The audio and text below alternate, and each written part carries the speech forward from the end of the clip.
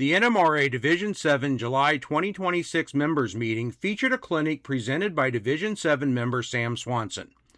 Sam is well known in the division for beautiful layouts with amazing scenery. In this clinic, Sam shows how he uses XPS foam, more commonly referred to as styrofoam, to build scenery. We hope you enjoy this video of Sam's clinic. Okay. Everyone hear me? All right.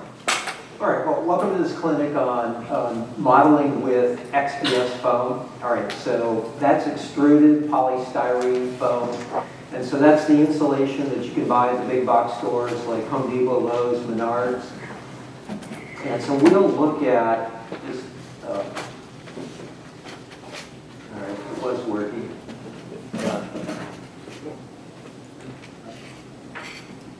All right. So we'll look at really 4 segments of being able to apply foam to your layout. And this clinic is really set up as mostly a series of answers to the questions over the years at the home visits for how the background hills were done, and then some of the foreground topography, including how track has been supported. And I use flex track in commercial turnouts.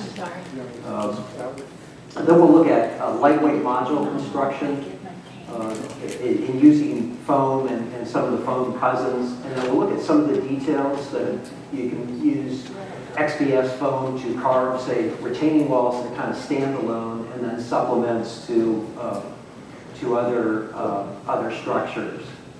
All right, so before we go into some of those techniques and examples, a little bit of background. I know some people may be new and not familiar with foam. So foam use is really nothing new. This was an article from 1974 RMC. So I didn't read it as a 12-year-old, but it was more like a back issue when I was 18 or 19. And really 2 things stuck with me on this one is lightweight and sectional. So that's what I've tried to do over the years in my various projects. What was interesting about this article is this fellow solvent welded his entire layout together. And I don't think anyone does that nowadays. They usually use water soluble.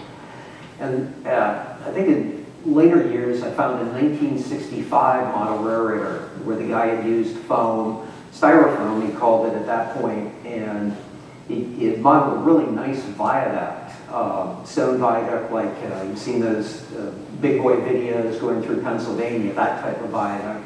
And he also had done, with a soldering iron, a pond and a rock outcropping, which looked a little rough, but this was in the mid-60s. So it really has been around for quite a long time. All right, so there's really a color coding that goes along with XPS foam, all right? And so, from a model railroad standpoint, the blue is relatively soft and the green is relatively hard or dense, all right? And the pink and the lavender, which I'll just refer to as pink because they're interchangeable, are kind of medium densities. Those are the ones I prefer to use, but you'll see in the examples I've used all of these over the years, and it's really been what's available. Now there's a couple of types of foam that are, kind of the cousins. They're commercial names, Gator foam and Ultraboard. So think of an Oreo cookie, but instead of the creamy, center middle, you've got the open cell rigid foam.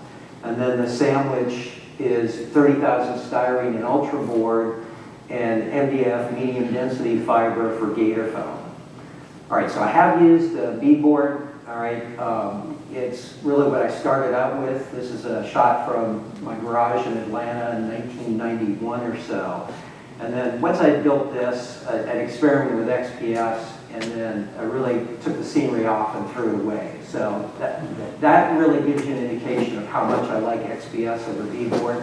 I really hadn't thought about beadboard until I moved up here and went to a clinic and saw how the Eastern loggers have really used quite a bit of beadboard. It really didn't change my mind, but this is really what we'll focus on for this clinic. Certainly if you have beadboard and you're satisfied with it, use it. But I found really that XPS really can do quite a number of different things.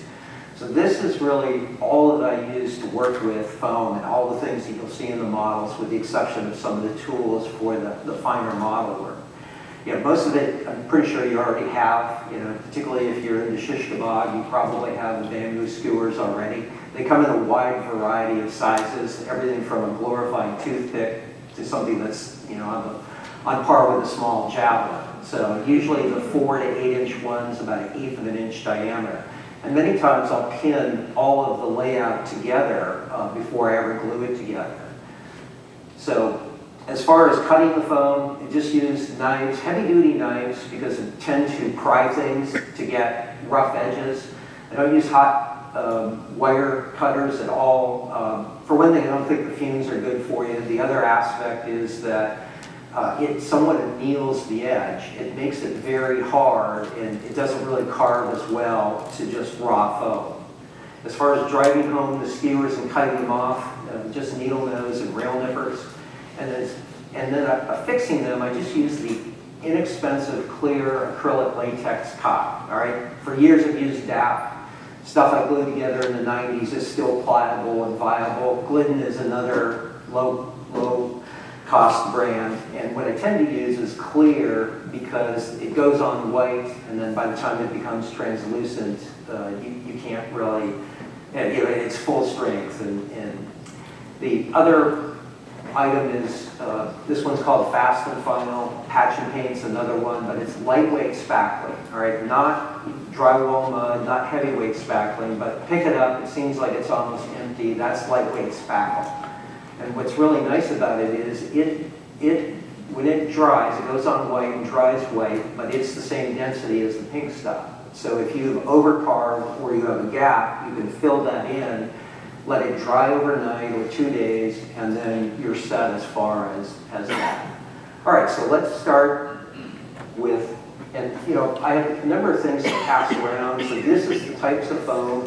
So feel free to touch, squeeze, whatever you'd like to see what types of foam and that sort of thing. So I have a number of other things to pass around as well as we go.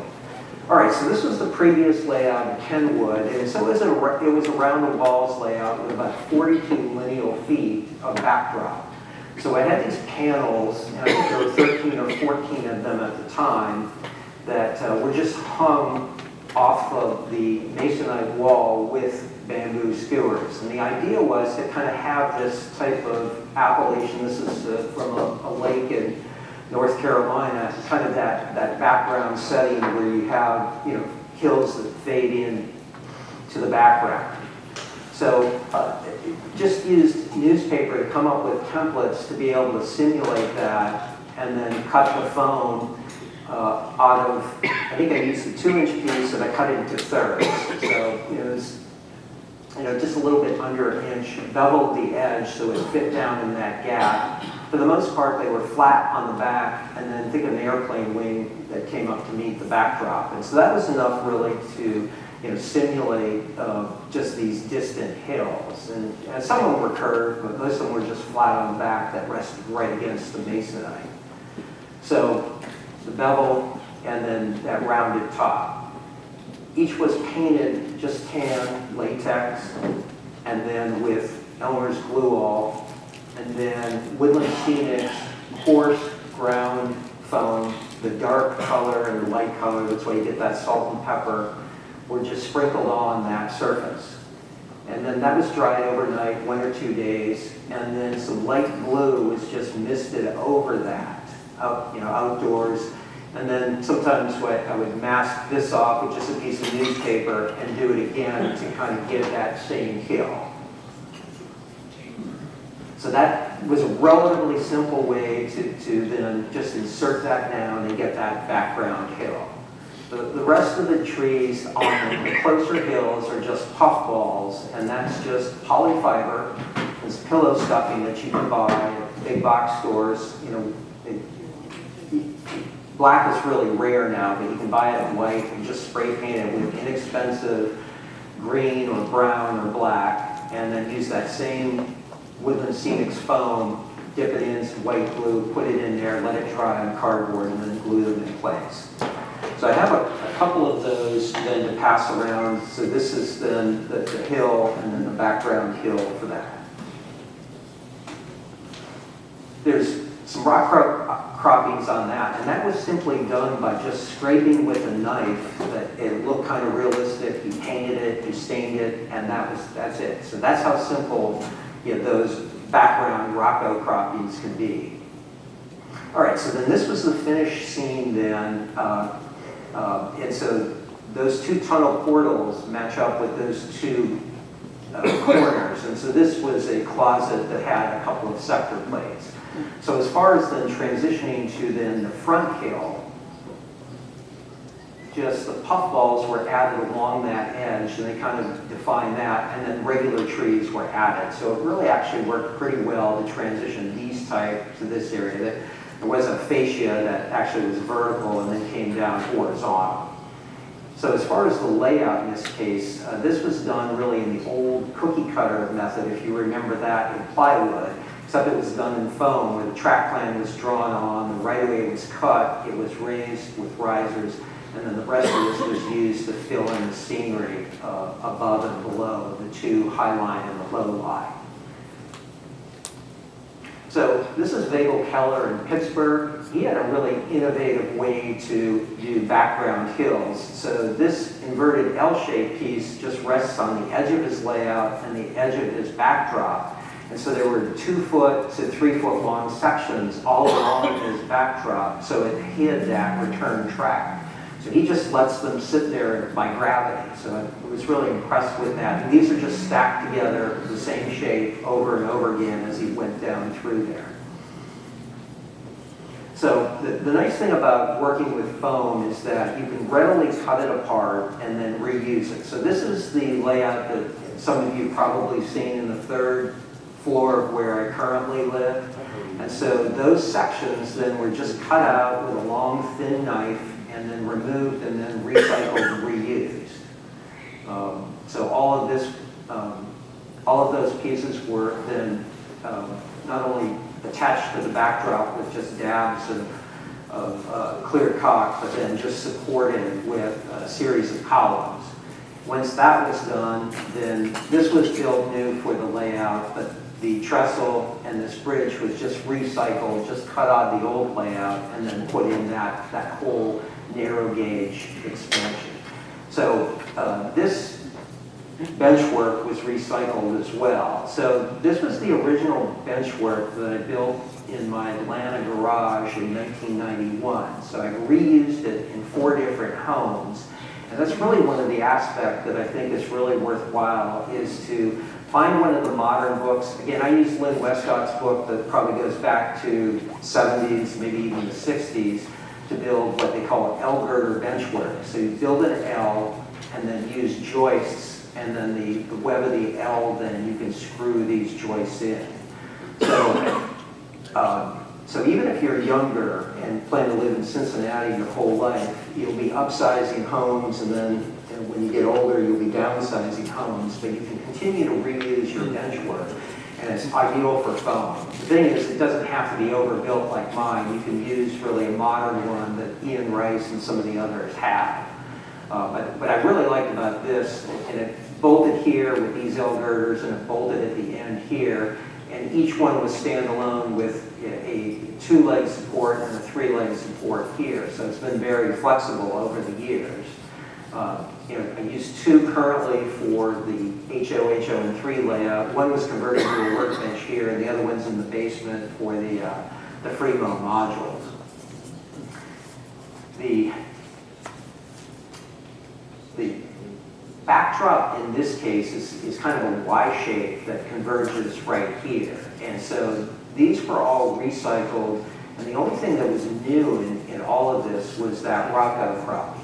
And that was really produced in the same fashion that Chuck does, and so he had a really good clinic about how to do rock outcroppings, and then he did a couple of roundtables, and so that was really the same way. I have a few things to talk about, but I won't really cover that ground because he had really done a good job there. So after this section was done, this was the next step, was to really try a kind of a different arrangement where you had a little bit of overhang, almost a cantilever line over the edge of the layout. And this is really an upgrade here, all pinned into place. And the pieces have been glued together, but the columns that support it are not. So that allowed me some flexibility. I tried the locomotives on the grade, and then I mocked up this area, and it was really too high to be able to see the background area. So what I was able to do then was just cut those columns down, repin it.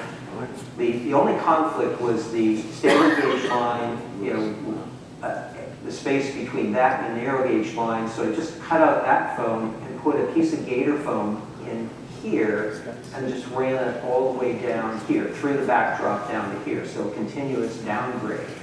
And so again, mixing and matching allowed a lot of flexibility here. And you can see a lot of this foam here and here is just recycled from the old layout. You can tell by the number of holes in it. That's the skewers that punch out a circular end.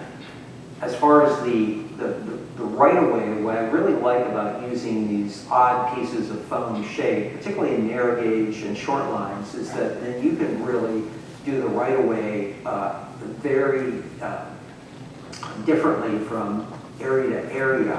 And all I tend to do is use a single-edged razor blade to define where the top of the ballast is going to be, and then just carve away the rest with that solid knife.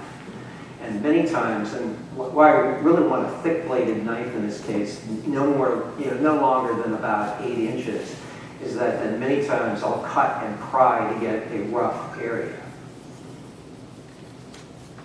So then, after putting the vertical members here and some of the horizontal members here, I just tend to paint these just to get a good idea of what it looks like.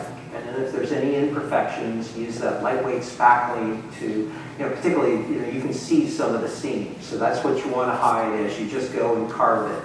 All right, in this case, there was a retaining wall that was carved out of green foam, and there was green foam used on the bottom because, again, it was a nice rigid piece. But folks often wonder about this and say, yeah, it's solid. You can grab it at any point and shape the rest of the layout. That's usually my gauge. So I think, I also showed this to folks that, this is actually really solid. And it's actually much slighter than what you see. The road bed here is 1.5 inches. So this is just a 1/2 inch. And it's got a 2-inch T shape on the bottom. So I'll pass this around. This is HLN3, but it gives you an idea that it's actually really a pretty solid construction overall. All right, these are 3 tunnel portals that were recycled from the previous layout. They were cut out to various levels. And some of the track was just pulled off the ballast, but in this case, this was just cut off and then fit into that area. So again, there's a lot of flexibility with a lot of the components that you may have built right into your layout, and then being able to extract them, so to speak, and then customize them for reuse in your next layout. So this is the other end of the layout, showing some gator foam.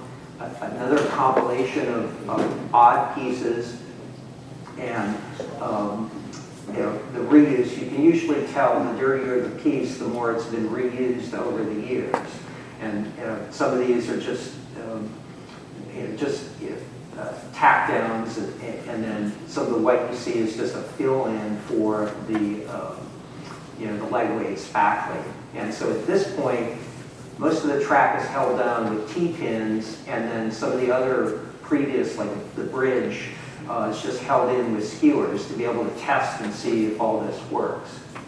The other aspect that I've gone to on these layouts is to run some foam along the edge. So this is about 14 inches of masonite for the fascia, and this is 3 inches wide, a 2-inch piece, and so the fascia is held by vertical pieces that are at the end of a variety of the joists, and then it's just glued and nailed. But if you put a piece of foam here, it really stabilizes the top of that fascia, and it also then allows you to do horizontal stabilizers or even beams then to hold up the other pieces. So you can make this grid work by using that edge piece as well. So it's just glued and pinned into place. And sometimes where you have really tight areas and you want to support This entire mini layout is completely just pinned together with skewers. All right, you can see right here, this whole area is cantilevered, but if you have two parallel right here, it just holds up that whole edge of the foam. So again, there's a lot of flexibility in using these skewers, and you can then just beat around some caulk and then hold them into place. Now Ron Lane over in Columbus, Indiana, he had stacked foam to do foreground removable sections in this part of hidden trackage on his layout. So he just stacked these together and then carved them out, and then they just were slotted in there. So Ron turns 90 next month, and he's moving into a retirement home. So this layout that he's been working on since 1970 is coming down. So it's kind of sad, but anyway, it was really impressive to be able to see his Mans Creek developed over decades. All right, so you can get past, how we looked maybe 23, 24 years ago. This was Ray Persing's original Cincinnati Western layout in Tip City. So the thing that he did was kind of innovative is that he defined this ridge line from the wall all the way along this peninsula for about 20 feet with half-inch foam. And then every 2 feet, 18 inches, he came down with a profile, again, half-inch, and he uses hot glue, low temp hot glue. And so then between those profiles, he would then take trapezoidal and triangular pieces and do it almost in a geodesic fashion down the entire profile. And so it worked really well once you used the lightweight spackling and filled in those gaps, it was very strong. So this was really the most economical use because half-inch was the least expensive, and then you could do quite a bit of area. It just took a little bit of time to do all that fitting, but once you got the hang of it, it really went quite well. So Ray is just starting in on his new layout. He lives in the Coleraine area, and he started to unbox that original Cincinnati Western that's been in storage for 15 years now. And so he's then recycling in that same sort of fashion, using some foreground and background materials as well. All right, so that really then covers all the layout construction. So we'll look at lightweight module construction. So this is the Mines Inlet that's part of the Great Lakes Modular Group that you may have seen in Dayton or some of the other narrow gauge shows if you've been there. So it's been around for about 10 years, and it was really built with recycled materials. The architects that I used to work with at the consulting firm would do these presentations, and then they just throw away all of this gator foam. So then I would just go and take it home and recycle it. So you see little pieces here, kind of butt joint, and having to use liquid nails on this one. And it's 3/8 inch and 3/16 inch, and there's an 1.5 inch gap to accept the foam. So it's just built in this rectangle, all gator foam except for there's a masonite panel here, and that was just to make sure it wasn't crushed on the end if someone used a C-clamp in between modules. And then there was a 1-foot grid work that was built, and there were individual pieces and then laminated pieces. And when you have the opportunity to laminate with gator foam, do so, because just 2 or 3 in this case make it a much stronger member than just a single piece. And the idea was then that foam piece, and this is just 1.5 inch foam, would be glued on the periphery and then on that grid. Now the one drawback about XPS foam is if you model water, and you model water by just painting with acrylic and then using Mod Podge, you'll get off-gassing and bubbling. Okay, so in this case, I knew there was going to be a large harbor, so I just used gator foam to cover that, even though there's a grid and everything else. But with patch and paint, you're able to cover that up. The other important aspect is you're going to have water, not only glue it in along here, but then run a bead of caulk along that seam. And again, if you use clear caulk that goes on white, you know it's full strength once it gets that translucent. So at this point, it kind of has some play in it, but once you glue in this panel, these corners, and really this whole diagonal acts as a gusset. So it's very strong after you put in the foam. And so if you do a lightweight module like this, I recommend 1.5 inches and really 2 inches if you can afford it. And then any imperfections, you can use patch and paint. And again, even though I prefer the pink stuff to do fine detail, if you have a bunch of blue, it works really well. It's just a little softer, and it doesn't take detail quite as well. All right, so then we'll look at the sectional layout. So I do want to make this clarification. So that module is part of a modular group, so it can go anywhere along a straight run. A sectional layout is built of modules, but they're in a certain order. They can't go, they're not interchangeable. So these 6 go in this order. So sometimes you use the same term and it confuses people, so I just wanted to make mention of that.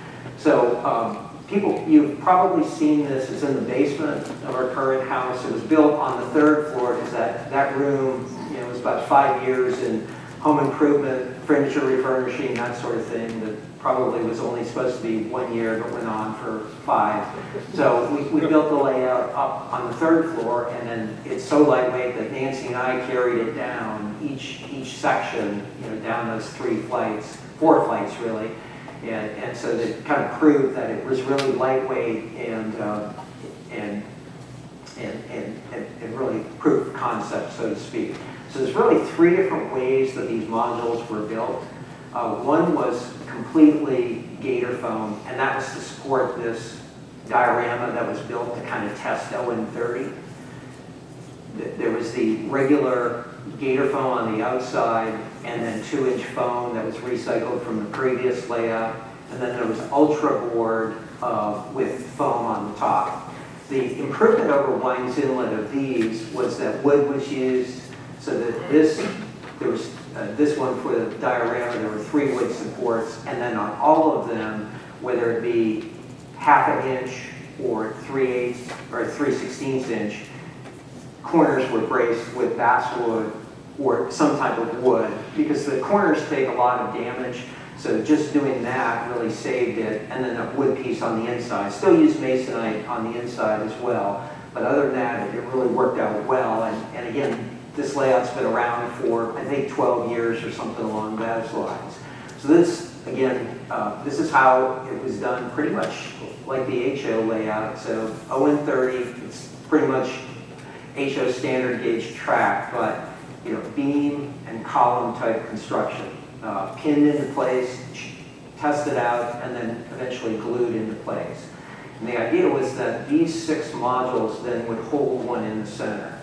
A little bit later on, these were expanded because this looked too much like like a piece of Lego, too stark with the rock outcroppings and everything else. Because eventually there's a high line that comes here.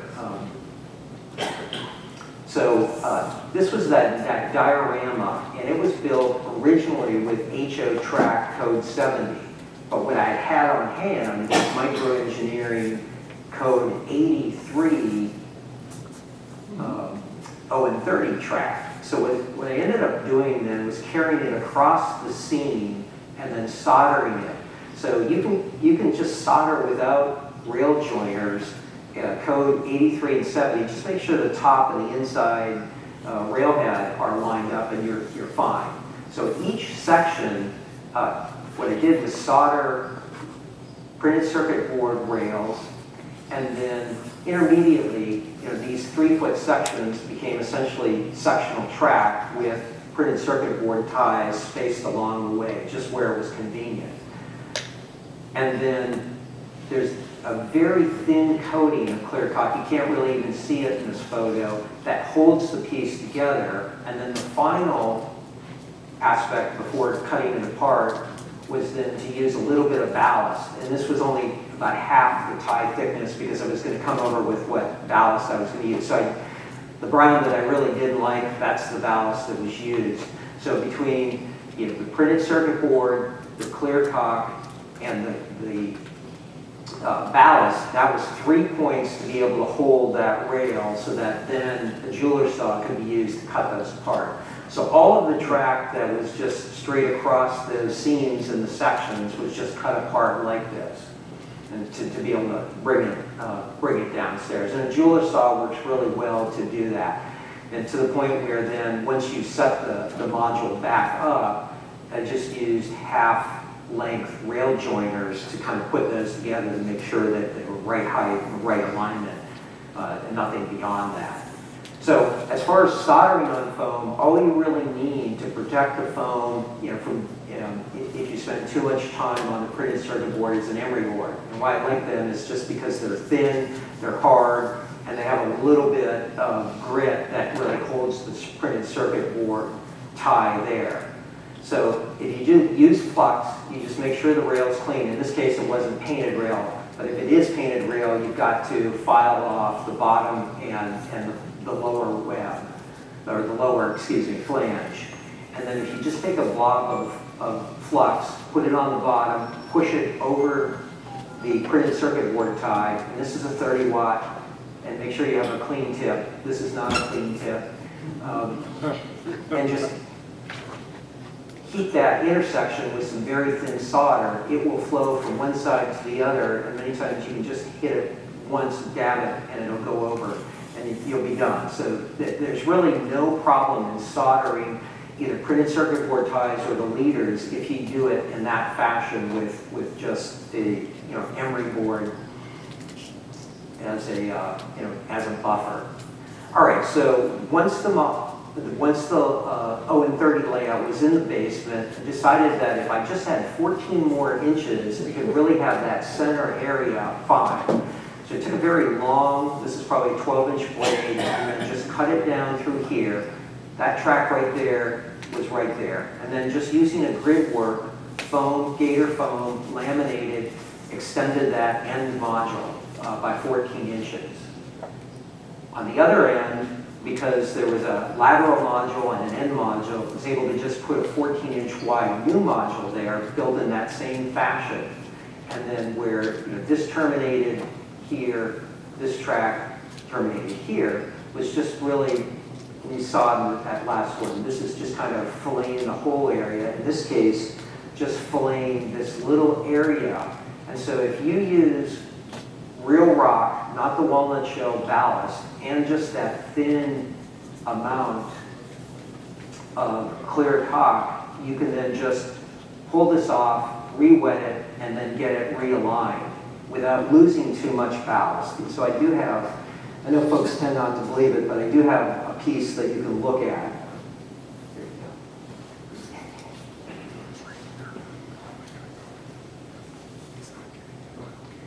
All right, so then again, these were wetted, realigned, new track was put in, and then the one aspect that's a little different on these sections where you've got kind of an angle and a curve over it, the easiest way is to do that same ballast, and then as it's drying, you just pull out this section. All right, so you see two printed circuit board ties, a short section with a printed circuit board tie, epoxy tie, printed circuit board, and two more. So you let this dry a little bit, and then you just pull this out. So this is a 3 tie that's right here, and this one happened to be a 5 tie. And so then what you can do then is make sure that the spacing is enough so that you can use a half width rail joiner, and you can just put that on the end, push it back in, push the rail joiner, and you're all set. And so you don't ever glue this back down, you can just pull it out. So it's a relatively quick way to do these curves where you wouldn't want to try to solder all these and cut these along the diagonal. All right, so we're into the home stretch here. Then the fourth segment is really what can you do in, say, more finer model building. All right, this was a seawall in Wang's Inlet, but it's a retaining wall as well. So if you just get some sort of photo or drawing, you can just sketch it out with just a number 2 pencil, and then go and cut those lines once you're happy with it. If you're not happy with it, turn it over and do it on the other side, or just throw it away. It's only a piece of foam. So you can use either chisel blade or a number 11 blade to cut those out. And that's what I really like about rather doing plaster or anything else, is that you can cut out individual stones, you can cut down through a seam to make it look like you've had some sort of settlement or the wall's about to fall over. So there's a lot of flexibility in doing that. And so I do have a example panel for that. This is an engine house, so this is Mans Creek, and then the pattern where it comes from.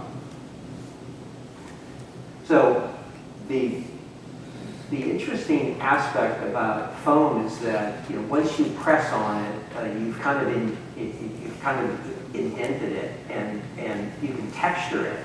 So you can use a wire brush, or you can just take heavy-duty aluminum foil and run it over or press it in, and that'll give you the kind of the textured rock face that cuts stone. So it's really that simple to be able to get that. You can also do that on your rock outcroppings as well to kind of get that texture. The other nice thing about the pink foam, or really any foam for that matter, it takes latex and acrylic paint really well. So all of the things that you could do on plaster or any other seamling material, you can just paint and stain and dry brush in that same fashion without any additional surface prep for the foam. The other aspect is that on this seawall is that there's a lot of flexibility if you then take that pink foam and take the tube latex like Liquitex and just screed it on the back about a 1/16 of an inch, and then let it dry for 2 or 3 days, then it allows some flexibility in curving that. You can see how it's curved with the coast. So you could really curve it along there. So there, again, it's not, even though it's rigid foam, by adding a little flexibility in the back, you could probably do it with the clear caulk as well, but with acrylic it really works well, and you can seal any of those back pieces as well. All right, so this is the one slide on rock outcroppings, very much like Chuck does. I just stack foam, it's 2 inches, 1.5 inch, one. Again, it really doesn't matter the colors. If I've over excavated or gouged it out, fill it in with the lightweight spackle, that's the white, and then I tend to just paint it with that same tan latex so I can get a good idea of what it looks like. And so then if I want to add an overhang or some other area, just really pin that in place, in this case with toothpicks. And so once that geometry, the way the outcropping looks balanced or imbalanced, if you really have a jet out, fill it with passion paint. So each of these steps, you create pieces that you tear off. And so I just tend to put those in a box. And so then they tend to have the same texture. So if you have a larger boulder that's fallen, just use some of those. And you can always tear them apart into smaller rocks. Talus is, it's typically called. And so then every time you do one of these, put these aside, and then you can detail the area with those cast-offs. The other aspect of here is many times people say, well, I just don't really want to take the time or the interest to really carve detailed rocks in foam. So the foam actually acts as a good backer for cast rocks. So if you really wanted to use some of the molds, say you made some latex molds yourself, or you use some rubber ones, you can do that even on a lightweight modular sectional layout. The key is to minimize weight, make these really thin. We're talking about 1/8 of an inch or so. So if you use spent dryer sheets, not the ones right out the box, but ones that have gone through 2 or 3 loads, they're very soft and pliable. You could use cheesecloth or even regular cloth, but these work really well. You can press it in there and let it dry. And what's really nice is, you probably can't see it, but you can curve these by just cracking along the edges. So I'll pass one of those along. So yeah, so this is, and I tend to use water putty just because it's yellow. It's not, the bright white of hydrocal. So if you have a chip or something, it kind of blends in with the tan scenery. So that's like a lightweight way to do detailed rock outcroppings if you really like the plastic casting. I think Chuck mentioned it in his clinic. It's worth reiterating. What's really nice about mixing and matching, that if you have castings that are relatively low profile, you can always use foam to get kind of those deep crevices that are really tough with the casting. So people often ask, is it can you build big models with this foam? And you certainly can. So this is Ohio River and Western Bridge, their largest bridge in ON30. And so they had tapered abutments, and just used templates to just cut those with a very sharp knife. And that's one thing I should mention, is that if you do use a knife, make sure you have a whetstone, because foam dulls these knives very quickly. And it's best if you have a sharp knife. Sometimes the duller knives are good for just raking and creating texture, but really to do fine work, you need a sharp knife, and again, very thick blade on this one as well. Does the serrated one work? So the serrated one does work, particularly in texturing. I think the ones I tend to use for the really finer cuts are very fine stainless blades. So then this is a solid piece, and then a solid piece on the cap. Even though it looks like it's six separate ones, it was just, again, lightly scored, just like the rest of the cut stone, textured with a the ball of tin foil, and then painted that lightish sandstone color that they had there near Bel Air. So you can also do concrete in addition, and all you really need, and I use an emery board as a straight edge because it's nice and rough, and it works really well to stay on the foam. And then for the screed, just a piece of strip wood cut at an angle for the width that you're looking for. And so again, you can emboss the pink foam to look like the forms that were used to cast that concrete. And then you can just paint it and stain it, and you've got all of those right in.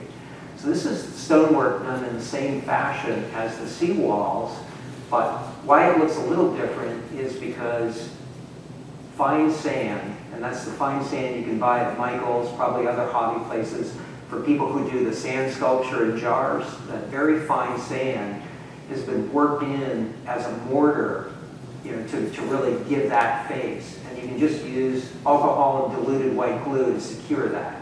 Now, if you really want for instance, this abutment that looks like the rock is crumbling and the mortar is starting to fall out, you can do that same sort of thing. And again, just put some alcohol on it, diluted white glue, and then you can paint it up and you get that texture. And this is an abutment that was done, as a concrete by just scribing it. The nice thing about using foam for bridge abutments is that you can just hang it and then do the scenery around it because it's so light. So you can just use Aleene's tacky glue and just to the bridge foot and the ties, and so it's just glued there hanging, and then you can just put in the rest of your rock outcropping as well. So the other advantage of this lightweight spackling, because it's water soluble, is that you can use craft paint or even tube paint to color it. All right, and so you just mix in some of the paint, and you have to tend to use a dark brown or a black, and black was used to get that gray color here. Now, even if you use the tube paint, which is relatively thick compared to craft paint, you still dilute it down so it's not really a paste. So if you just use soil or that sand that we had just looked at for the mortaring, mix it in, you can make them into a paste, and in this case you can see the texture that just matches then the carved rock texture with just using that lightweight spackling that's been colored in. And you can buy this from Vallejo. It's just 20 times more expensive than what you can make up on your own. And so the other aspect is that if you want to, say, offset some of the foundations, these are just DPM kits. This is Phil Wilkins' Harding Fremo module. And so he just cut these pieces with a bandsaw. So you don't have to manually cut them. If you have a bandsaw, you can just cut. This is a scale 2 inches, or scale 2 feet thick, an HO. And so then the edges were just carved for that foundation. It's for this building here. And then that vestibule where the entrance is, that kind of tile surface was carved into the foam as well. So again, green, even though it's very hard, it takes detail readily. And then Phil used Sintra to build up these steps and then abut that. So again, These are relatively common DPM kits, but with the foundation and the stairs, he's really set them off as to be something a little bit different. All right, so there is a roundtable next month that I'll be hosting. So if you're interested in working with foam, doing some of these things, whether it be a more elaborate foundation like this, or a basic foundation like Phil's, or a retaining wall or a tunnel portal, we'll be working on those type of things. It's August 15th. Also, we will work on rock outcroppings if that's what you'd like to do. So if you have an NMRA gauge, the ones that were made with really thin material that you can click, we can show you some quick and dirty how to carve with those, because that's really what they're best for at this point. If you're more of a clean freak, then we can carve rocks by sharpening the edge of your shop vac, and you can not only carve rocks but clean at the same time. So I would like to take time to just mention that we've got 3 roundtables in a row. I'll host next month. Ray Persing, who's doing the clinic in August, will host then how to build those type of structures in September.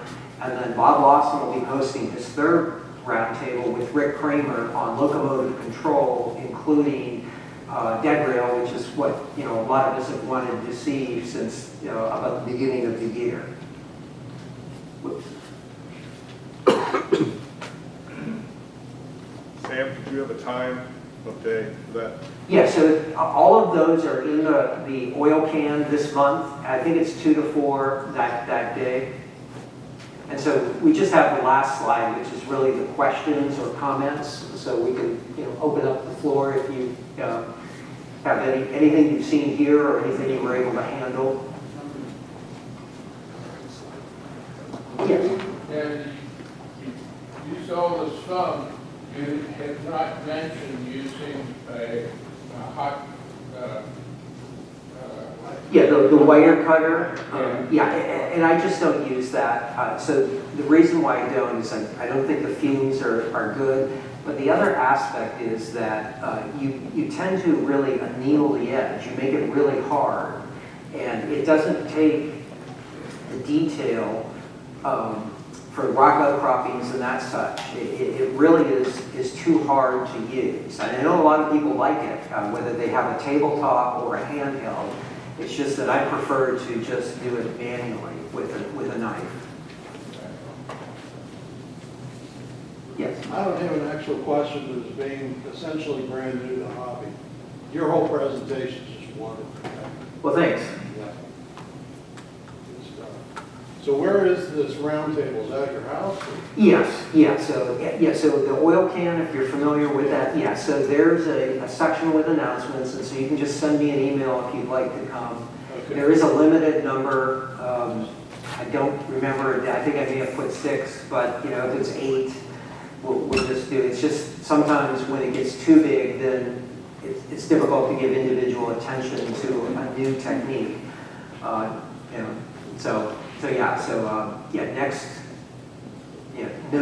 August 15th next month, and I think it's from 2 to 4, but whatever's in there, we'll communicate via email. Any other questions, comments? Yes. Is there a fire risk with this? Well, yeah, there was a prominent influencer who had recently had a fire in his house. Now, whether it was, an actual layout or some other aspect of his life is still under investigation. But, this is nothing new about the fire risk. And I look at it no differently than a bed with an electric blanket or a chair with a heating element or one of those lift mechanisms. Your house is filled with this type of material, whether it be carpet, upholstery, furniture, bedding. And so I know some people have fireproofed it. I think other people have used plaster over the top and fireproof. But again, I think with proper fire safety and proper wiring of your layout and understanding your control system, I've been using it for 30 years. I've had no reservations in that regard. Also, he didn't use circuit breakers, which I can't believe he didn't have that in there. Yeah. prevented all that from happening. Yeah, so it's very important, particularly if you use DCC, and I, again, use DC, and eventually I'll use, dead rail. That's why I've been trying to get Bob going on this. It's kind of self-serving, but, I really think that you've got to fully understand your system, and just have, this fellow, the most recent is, he had fire extinguishers not in that room, but he didn't have smoke alarms. I mean, you should really, on every level of your house and in your garage, have at least 2 smoke alarms, one of each type, or have them hardwired. So, again, not to lecture to a point, but after 30 years of this, I still have no reservations in using this amount of foam. And neither do some of the huge layouts like Jerry Albers and Bob Lawson. I didn't mention Bob Lawson, he didn't even go the commercial route. He researched the foam that he wanted, and this was his house in Monroe. And he not only was then specifying the density he wanted, but he had it delivered to his home because he had bought so much. But some of those pieces he bought were 6 inches thick, all right? So it was really pretty impressive. But again, he's really the foam expert based on how much he's used. But again, when you have these massive layouts and the amount of foam that he's used. So yeah, I think if you follow fire, common sense fire safety aspects throughout your home, then you should really have no reservations. But if you do, just don't use it. One other thing, he also let us train around and went upstairs, and I wasn't in a room. Correct. I think it was a locomotive that supposedly went against a closed turnout. Yeah. Should be down there watching it. Yeah. I mean, I remember years ago when Wayne Wesolowski had a fire in his garage, and he had left the soldering iron on. And so what he did is every other house after that, he had it so that when the lights went out, all the outlets went out so that he could leave nothing on. So you may want to consider that as well. So. Yeah, Paul. Didn't Entertainment Junction use a special fire-resistant foam when they were building their mountains? Well, if I remember correctly, there were guys in suits that were just spraying it on. So yeah, it was probably some sort of PFAS-laden foam. Concrete. So John says concrete. So it was probably gunite, which you can spray it as well. So. All right, well, thanks much.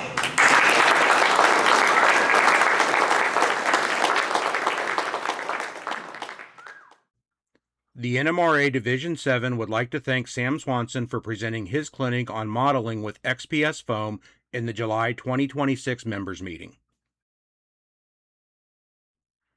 If you enjoyed this video, please click the like button and subscribe to our channel to see all the videos published by the Division. For more information about Division 7, please visit our website and Facebook page. And if you're a model railroader in the Cincinnati area and not a member of Division 7, please consider attending an upcoming meeting and visiting some of the great layouts in the Cincinnati area.